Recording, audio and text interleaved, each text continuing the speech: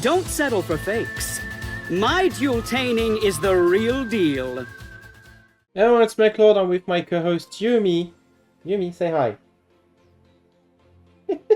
And today is a very special day because we got some new educated guesses, except they're not really guesses at all because they come from apparently a screenshot posted on Chinese social media showcasing cards and skill forbidden from being used at the World Championship 2023.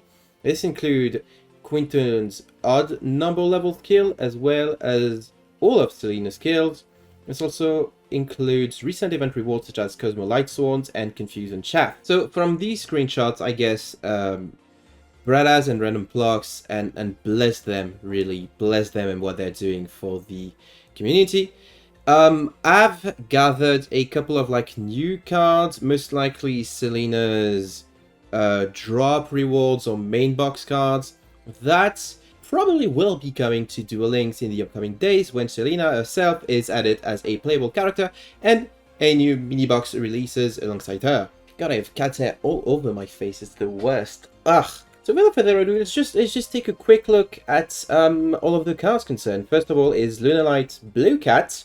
It's got a special summon. You can target one Lunalite monster you control other than itself. Its attack becomes double its original attack until the end of the turn. And if it is destroyed by battle or card effect, you can special one Lunalite monster from your deck. The first effect is a hard once per turn, the second isn't. So technically this could float into more blue cats to soak up some opponent attacks, which I guess is like pretty decent floating, not that it's going to be much relevant.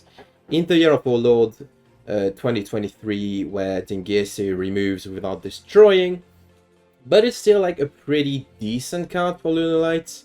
The special summon condition is a bit hard to pull off, but it can result in very easy OTKs for a deck that was already releasing OTKing its opponents. So I guess it's a fine like card, probably not necessary for Lunalights. Lunalite Serena Dance. When a fusion monster is fusion summoned to your field, you can target one of those monsters, apply this effect in sequence. You special summon one token with 20,000 stats to your opponent's side of the field, and the target gains 500 attack for each monster your opponent controls.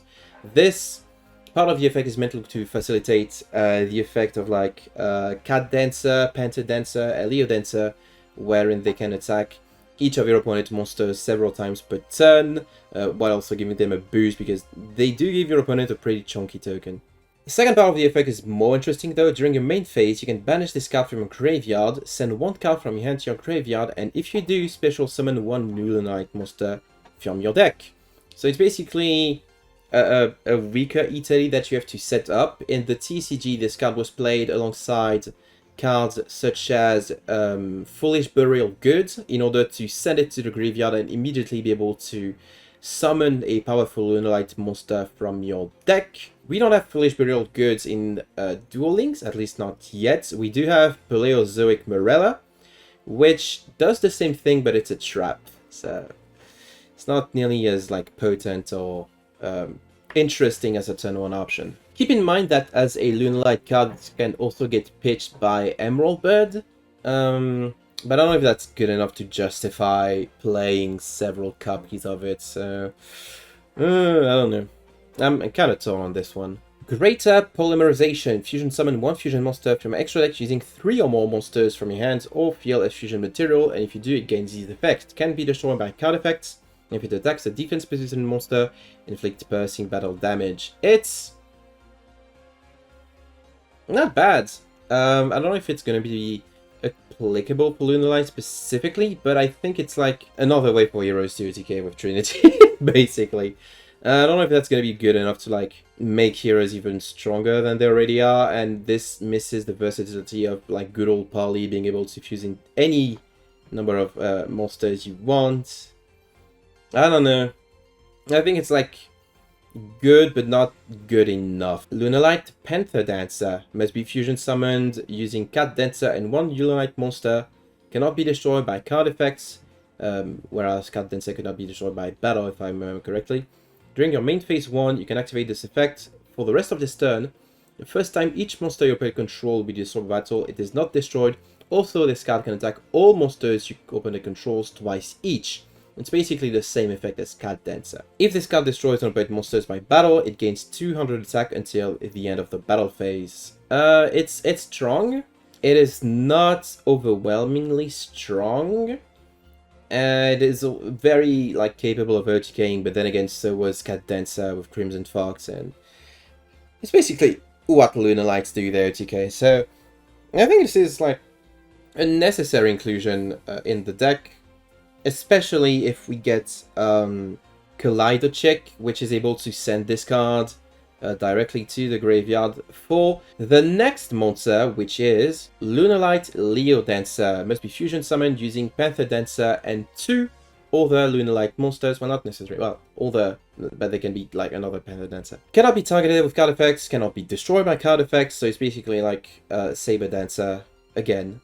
It can make a second attack during each battle phase, and at the end of the damage step, if it attacked a monster, it can destroy all special summon monster your opponent controls. So, pretty strong cards. I'm always like cautious regarding towers and Duel Links. I think this one is just difficult to summon enough that it's not obnoxious. I'm trying to think of scenarios where you'd rather summon this than, say, Saber Dancer, which is already in the game, already the strongest boss monster Lunalights have access to. And all in all, I think this one is like mostly fine to come, in my opinion.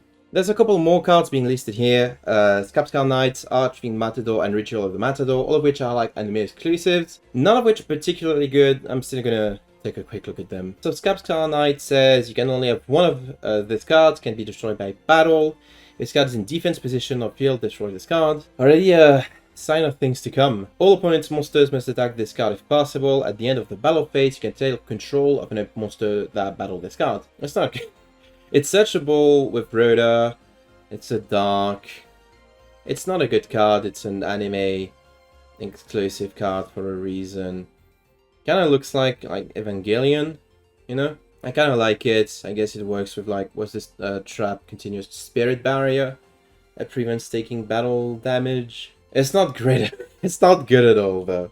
It's not, probably not. It could be fun to build a deck around this. I don't think it's gonna be good. Archfiend Matador is a level 6 Dark Warrior. For some reason, not a fiend.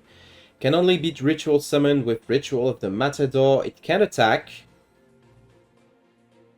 It can be destroyed by battle. Any battle damage you take becomes 0, and a monster that battles with this card is destroyed at the end of the damage step. Again, an anime exclusive card, even worse than the previous one because it can force your opponent to battle it. If you want to play this, just play Malicious Fiend. Just play Malicious Fiend. It's basically just Malicious Fiend, but worse. And the ritual spell card, Ritual of the Matador, special summons Archfiend Matador, and nothing else, so there you go. At least you can put it in defense position and have a wall, I guess. It's really not worth bothering. On top of that, we also have a couple of mats and sleeves and icons and not much else. I saw a comment, I was like, no Tiger? Don't please. I'd be fine if Tiger didn't come to Duel Links. It completely changed the way Lunalite was played. Not necessarily for the better. Like, you took this deck that was fusion centric, made it into a rank 4 centric deck. Also, they are dark, so they work with Orcust, and people are already complaining about Orcust. So I don't think we need another Orcust variant popping up, you know. But yeah, these are the licks for now. I was expecting to see some of Serena's skills. I guess we don't get those yet. Maybe we'll get those later. And in the meantime, that's it. So, are these 5 cards good enough for Lunalights to become relevant again? Especially considering, 3 of those cards are on the limited forbidden list? I don't know. I guess we'll have to see. Depends on the quality of skills we're getting for Serena, getting the cards. Kaleido Chick is going to be very important. Perfume is going to be pretty strong too. So, we'll see. We'll see. In the meantime, I'm going back to editing another video that I just recorded before this one.